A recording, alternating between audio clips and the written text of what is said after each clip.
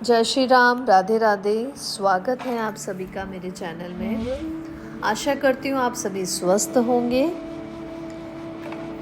श्री वाल्मीकि निर्मित आज रामायण आदि काव्य के युद्ध कांड में आज हमारा पंचम सर्ग।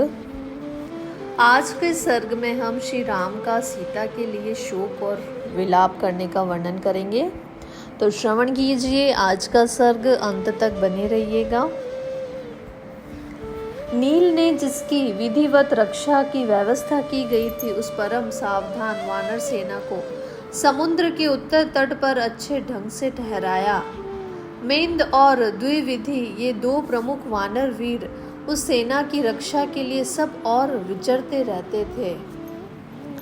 समुद्र के किनारे सेना का पड़ाव पड़ जाने पर श्री रामचंद्र जी ने अपने पास बैठे हुए लक्ष्मण जी की ओर देखकर कहा, सुमित्रा नंदन, कहा जाता है कि शोक बीतते हुए समय के साथ स्वयं भी दूर हो जाता है, परंतु मेरा शोक तो अपनी प्राण वल्लभा को न देखने के कारण दिनों दिन बढ़ रहा है।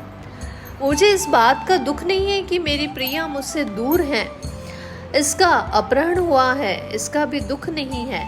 मैं तो बार बार इसलिए शोक में डूबा रहता हूँ कि उसके जीवित रहने के लिए जो अवधि नियत कर दी गई है वह शीघ्रता पूर्वक बीती जा रही है। हवा तुम वहां बह जहां मेरी प्राण वल्लभा है, उसका स्पर्श करके मेरा भी स्पर्श कर। उस दशा में तुझसे जो मेरे अंगों का स्पर्श होगा वह चंद्रमा से होने वाले दृष्टि संयोग की भांति मेरे सारे संताप को दूर करने वाला और आह्लादजनक होगा। अपहरण होते समय मेरी प्यारी सीता ने जो मुझे हाँ नाथ कहकर पुकारा था, वह पिए हुए उदर स्थिति विष की भांति मेरे सारे अंगों को दग्ध किए देता है। प्रियतमा का वियोग ही जिसका ईंधन है, उसकी चिंता ही जिसकी दीप्तिमती लपटें हैं, वह प्रेम अग्नि मेरे शरीर को रात दिन जलाती रहती है। सुमित्रा नंदन, तुम यहीं रहो, मैं तुम्हारे बिना अकेला ही समुद्र के भीतर घुसकर सोऊंगा। इस तरह जल में शयन करने पर यह प्रज्वलित प्रेम अग्नि मुझे दग्ध नहीं कर सकेगी। मैं और वह वामोरु सीता एक ही भूतल पर सोते हैं। प्रियतमा के संयोग की इच्छा रखने वाले मुझ विरही के लिए इतना ही बहुत है। जैसे जल से भरी हुई क्यारी के संपर्क से बिना जल की क्यारी का धान भी जीवित रहता है, सूखता नहीं है, उसी प्रकार मैं जो यह सुनता हूँ कि सीता अभी जीवित है, इससे मैं जी रहा हूँ। कब वह समय आएगा जब शत्रुओं को परास्त करके मैं श्रमद्यशालिनी राजलक्ष्मी के समान कमल नयनी सुमध्यमा सीता को देखूंगा। जैसे रोगी रसायन का पान करता है, उसी प्रकार मैं कब सुंदर दांतों और बिंब सदृश मनोहर होठों से युक्त सीता के प्रफुल्ल कमल जैसे मुख को कुछ ऊपर उठाकर देखूंगा। राजा जनक की पुत्री, महाराज दशरथ की पुत्र वधु और मेरी प्रियतमा सीता राक्षसियों के बीच में कैसे सोती होगी। वह समय कब आएगा जब मैं सीता मेरे द्वारा उन दुर्गश राक्षसों का विनाश करके उसी प्रकार अपना उद्धार करेगी, जैसे शरद काल में चंद्रलेखा काले बादलों का निवारण करके उनके आवरणों से मुक्त हो जाती हैं। स्वभाव से ही दुबले पतले शरीर वाली सीता विपरीत देश काल में पड़ जाने के कारण निश्चय ही शोक और उपवास करके और भी दुर्बल हो गई होगी। मैं राक्षस राज रावण की छाती में अपने सायकों को दसाकर अपने मानसिक शोक का निराकरण करके अब सीता का शोक दूर करूंगा। देवकन्या के समान सुंदरी मेरी सती साध्वी सीता कब उत्कंठा पूर्वक मेरे गले से लगकर अपने नेत्रों से आनंद के आंसू बहाएगी। ऐसा समय कब आएगा जब मैं मिथिलेश कुमारी के वियोग से होने वाले इस भयंकर शोक को मलिन वस्त्र की भांति सहसा त्याग दूंगा। बुद्धिमान श्री रामचंद्र जी वहां इस प्रकार विलाप कर रहे थे कि दिन का अत्यंत अंत होने के कारण मंद किरणों वाले सूर्य देव अस्ताचल को जा पहुंचे। उस समय लक्ष्मण के धैर्य बंधाने पर शोक से व्याकुल हुए श्री राम ने कमल नयनी सीता का चिंतन करते हुए संध्या उपासना की। इधर इंद्र तुल्य पराक्रमी महात्मा हनुमान जी ने लंका में जो अत्यंत भयावह घोर कर्म किया था, उसे देखकर राक्षस राज रावण का मुख लज्जा से कुछ नीचे को झुक गया और उसने समस्त राक्षसों से इस प्रकार से कहा, निशाचरों, वह हनुमान जो एक वानर मात्र है, अकेला इस दुर्गशपुरी में घुस गया। उसने इसे तहस नहस कर डाला और जनक कुमारी सीता से भी भेंट कर लिया। इतना ही नहीं, हनुमान ने चैत्य प्रासाद को धराशायी कर दिया, मुख्य मुख्य राक्षसों को मार गिराया और सारी लंकापुरी में खलबली मचा दी। तुम लोगों का भला हो। अब मैं क्या करूं? तुम्हें जो कार्य उचित और समर्थ जान पड़े तथा जिससे करने पर कोई अच्छा परिणाम निकाले, उसे बताओ। महाबली वीरों, मनस्वी पुरुषों का कहना है कि विजय का मूल कारण मंत्रियों को दी हुई अच्छी सलाह ही है। इसीलिए मैं श्री राम के विषय में आप लोगों से सलाह लेना चाहता हूँ। संसार में उत्तम, मध्यम और अधम 3 प्रकार के पुरुष होते हैं। मैं उन सबके गुण दोषों का वर्णन करता हूँ, जिसका मंत्र आगे बताए जाने वाले 3 लक्षणों से युक्त होता है। जो पुरुष मंत्र निर्णय में समर्थ मित्रों, सम्मान, दुख सुख वाले बांधवों और उनसे भी बढ़कर अपने हितकारियों के साथ सलाह करके कार्य का आरंभ करता है तथा देव के सहारे प्रयत्न करता है, उससे उत्तम पुरुष कहते हैं। और जो अकेला ही अपने कर्तव्य का विचार करता है, अकेला ही धर्म में मन लगाता है और अकेला ही सब काम करता है, उसे मध्यम श्रेणी का पुरुष कहा जाता है। जो गुण दोष का विचार न कर कर देव का भी आश्रय छोड़कर केवल करूँगा इसी बुद्धि से कार्य आरंभ करता है और फिर उसकी अपेक्षा कर देता है, वह पुरुष में अधम है। जैसे ये पुरुष सदा उत्तम, मध्यम और अधम 3 प्रकार के होते हैं, वैसे ही मंत्र भी उत्तम, मध्यम और अधम भेद से 3 प्रकार का समझना चाहिए। जिसमें शास्त्रोक्त दृष्टि से सब मंत्री एक मत होकर प्रवृत्त होते हैं, उसे उत्तम मंत्र कहते हैं। जहां प्रारंभ में कई प्रकार का मतभेद होकर भी अंत में सब मंत्रियों का कर्तव्य विषय निर्णय एक हो जाता है, वह मंत्र मध्यम माना जाता है। और जहां भिन्न भिन्न बुद्धि का आश्रय ले सब और से स्पर्धा पूर्वक भाषण किया जाए और एक मत होने पर भी जिससे कल्याण की संभावना न हो, वह मंत्र या निश्चय अधम कहलाता है। आप सब लोग परम बुद्धिमान हैं, इसीलिए अच्छी तरह से सलाह करके कोई एक कार्य निश्चित करें, उसी को मैं अपना कर्तव्य समझूंगा। ऐसे निश्चय की आवश्यकता इसलिए पड़ी है कि राम सहस्त्रों धीर वीर वानरों के साथ हमारी लंकापुरी पर चढ़ाई करने के लिए आ रहे हैं। यह बात भी भली बात स्पष्ट हो चुकी है कि वे रघुवंशी राम अपने समुचित बल के द्वारा भाई, सेना और सेवकों सहित सुखपूर्वक समुद्र को पार कर लेंगे। वे या तो समुद्र ही सुखा डालेंगे या अपने पराक्रम से कोई दूसरा ही उपाय करेंगे। ऐसी स्थिति में वानरों से विरुद्ध आ पड़ने पर नगर और सेना के लिए जो भी हितकर हो वैसे सलाह आप लोग दीजिए। राक्षसों को न तो नीति का ज्ञान था और न वे शत्रु पक्ष के बलाबल को समझते थे। वे बलवान तो बहुत थे किंतु नीति की दृष्टि से महामूर्ख थे। इसीलिए जब राक्षस राज रावण ने अपने पूर्वोक्त बातें कही, तब वे सबके सब हाथ जोड़कर उनसे बोले कि राजन, हमारे पास पारित्य शक्ति, ऋषि, शूल और भालों से लैस बहुत बड़ी सेना मौजूद है, फिर आप विषाद क्यों करते हैं? आपने तो भोगवतीपुरी में जाकर नागों को भी युद्ध में परास्त कर दिया था। बहुसंख्यक यक्षों से घिरे हुए कैलाश शिखर के निवासी कुबेर को भी युद्ध में भारी मारकाट मचाकर वश में कर लिया था। प्रभु, महाबली लोकपाल कुबेर महादेव जी के साथ मित्रता होने के कारण आपके साथ बड़ी स्पर्धा रखते थे, परंतु आपने जो है सम्रांगण में रोषपूर्वक उन्हें भी हरा दिया था। यक्षों की सेना को विचलित करके बंदी बना लिया और राक्षस शिरोमणि दानव राज मयन ने आपसे भयभीत होकर ही आपको अपना मित्र बना लेने की इच्छा की और इसी उद्देश्य से आपको धर्मपत्नी के रूप में अपनी पुत्री समर्पित कर दी। महाबाहो, आपने पराक्रम का घमंड रखने वाले दुर्जय दानव राज मधु को भी, जो आपकी बहन कुंभिनसी को सुख देने वाला उसका पति था, आपने युद्ध छेड़कर वश में कर लिया। विशाल बाहु वीर, आपने रसातल पर चढ़ाई करके वासुकी, तक्षक, शंख और जटी आदि नागों को भी युद्ध में जीता और अपने अधीन कर लिया।